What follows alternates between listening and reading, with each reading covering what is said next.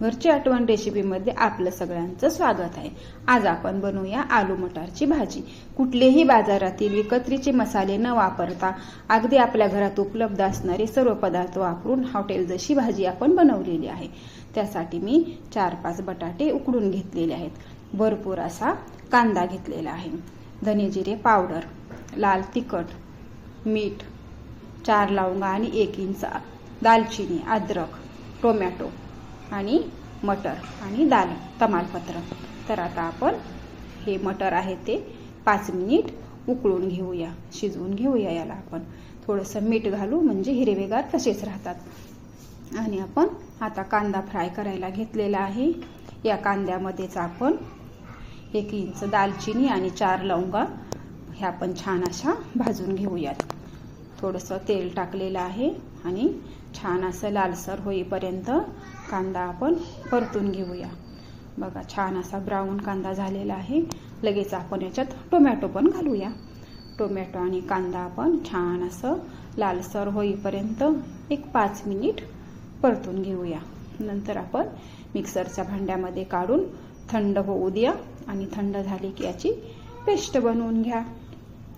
बघा आता पेस्ट बनवून घेतलेली आहे। आता आपण करूया फोडणीची तयारी। तर आपण कढईमध्ये तेल घालूया। तेल थोडंसं जास्तच वापरा कारण आपल्याला छान अशी चव येते। यात आपण 1 चमचा घातलेले आहेत मोहरी।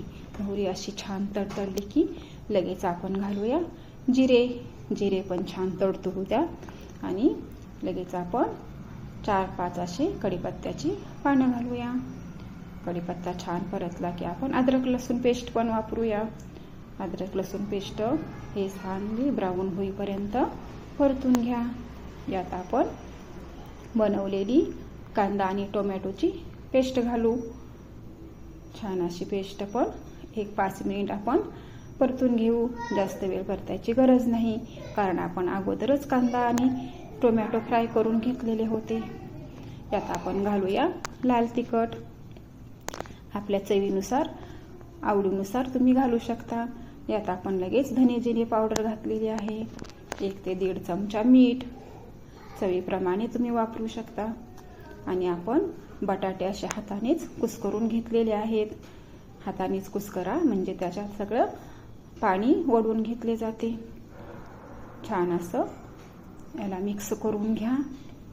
2 मिनिट छान मिक्स करून घेतले की लगेच आपण उकडून घेतलेले वाटाणे घालूया।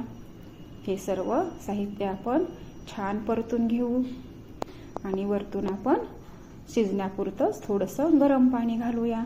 पाणी नेहमी आपण गरमच वापरायचे आहे कारण चव बदलत नाही।